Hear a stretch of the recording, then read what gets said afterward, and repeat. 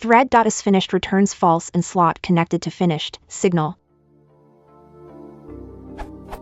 I have a thread that emits finished signal, but its isFinished returns false. Why is that?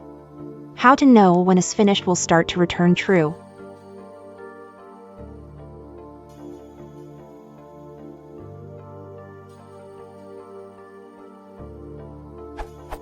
Sometimes it returns true, but most of the time it outputs isFinished false.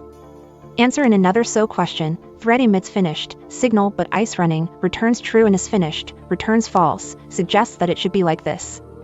At this point, isFinished should start returning true and ice running false. The internals emit the finished signal. PY 2.7.4, pyside 1.1.2, QT 4.8.2. Also tested with PyQt4.